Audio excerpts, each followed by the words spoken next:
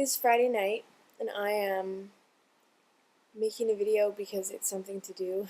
But I just have like all these random things I want to share, so I figured I should make a video and talk about it. So I'm alone, and it's a Friday night. I bring that up because I went to the store to buy wine because I was out, and so I was looking to buy more chocolate chips, and I couldn't because all of them had vanillin in them. I don't understand why we have all this fake shit in our food. And I know I'm starting to sound kind of like this radical raw food diet, no processed, whatever, extremist. But seriously, I don't understand why we have to have this crap. I mean, we have vanillin in lots of products as opposed to vanilla. Can somebody explain this to me? I looked up the definition of vanillin, and it is a substitute for natural vanilla produced synthetically as a byproduct of the paper industry and treated with chemicals. As a byproduct of the paper industry and treated with chemicals? I don't even want to know what the hell vanillin is, but it's in like all of our food, like Nestle chocolate chips, vanillin. There's so many things that I've gone to buy. I looked, seriously, when I was at the store, I looked at chocolate chips, I looked at Nutella, which I have not bought because it also has vanillin. I looked at some bread, vanillin. I looked at spinach dip, and it had vanillin in it. What is this vanillin?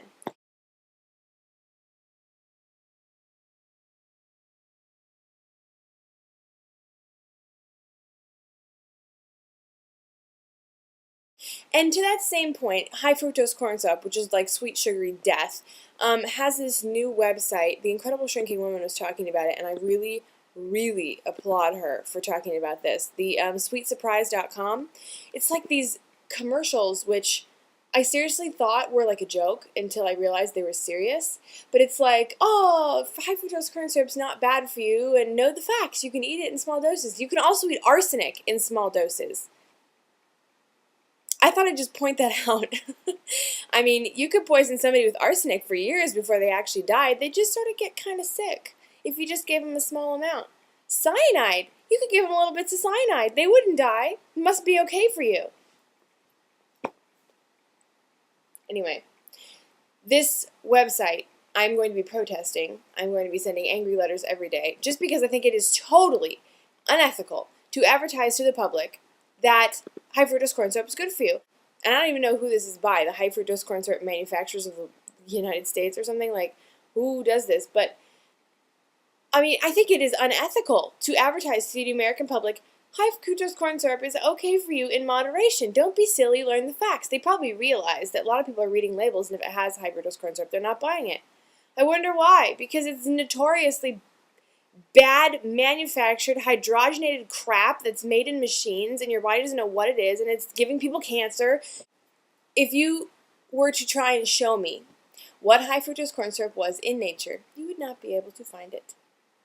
You just wouldn't. You can point at corn, but that's not high fructose corn syrup, that's corn, which although it's not the best vegetable, it's still like a raw vegetable that will give you nutrients. Oh, anyway. So I don't understand why we have to have all this shit in our food. Why is it so hard to eat natural?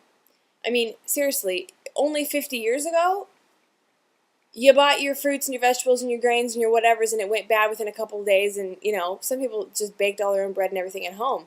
Why is this so hard these days? Why is it easier to buy, like, a $1 bag of chocolate chips with a whole bunch of preservative crap in it than it is to just buy a bar of pure chocolate? Is it because all this fake shit is cheaper than the real thing? I think it's completely unfair and unnecessary that all of the foods that are the most cheap and the most common have to have this shit in them. It almost seems like this like bad food tax on the poor. So if you can't afford better foods, you're just going to be putting shit in your body.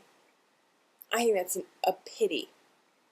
I wish it just didn't even exist. So the option was not there, and no matter what kind of money you had, you could just eat what's good for you.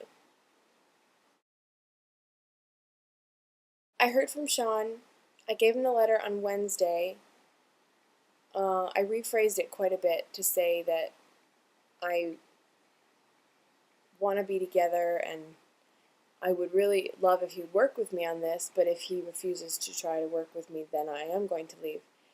Because I realized that the other letter, where I was just like, you have a problem, goodbye, was really unfair to him. He probably didn't even know what the hell he was doing, so I put my foot down, but in a lot more loving way this time. I said, this is the problem. I hope you want to fix it with me. I need time apart, and then, if you can't work on it, then goodbye. And he wrote me an email like a few hours later, which shocked me. I figured it would be weeks before he talked to me. I guess I don't give him enough credit sometimes.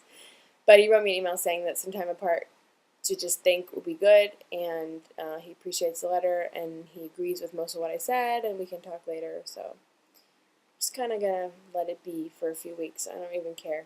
And hopefully it'll just all come to some point when we can have a really good discussion, and then we can move forward as a harmonious couple that really loves each other and is willing to grow and work together. That's my hope. So I went bike riding last night, and it was super fun, and it felt like we went forever, and I mapped it, and we went like 4.2 miles. But we went through downtown Seattle, and it was like crazy with the traffic and everything.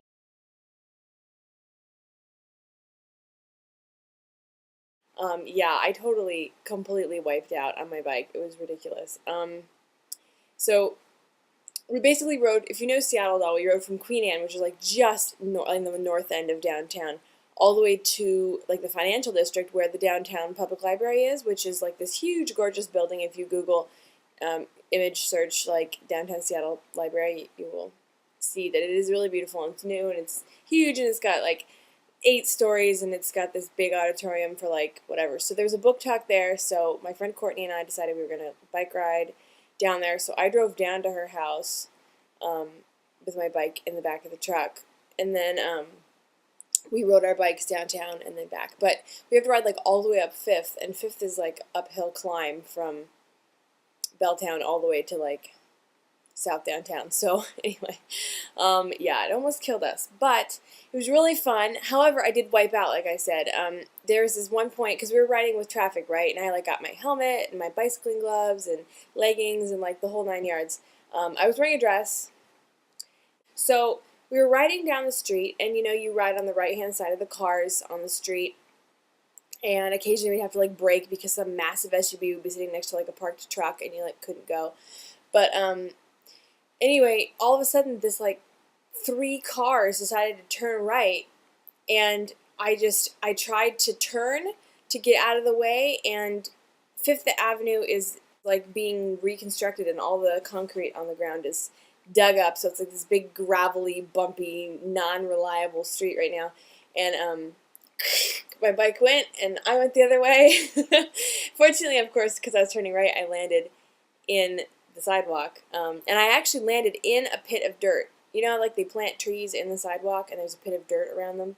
Well, 5th Avenue is quite large, and it has these trees, and I landed in the dirt, but my arm and my hip hit the concrete, so I have like all these scrapes, as you can see, and I also have a blood bruise right here, a blood blister here, but like when it happened, I was like, fine, and really, I didn't hurt at all. I knew I was probably going to have a bruise on my hip because I hit the concrete there, but I know how to fall. Like, I've learned. My dad was very adamant that I, like, learned how to fall when I was a kid, so I know how to fall. But when you're, like, on a bike, you can only twist so much because your legs are intertwined with the bike. So anyway, hit my hip.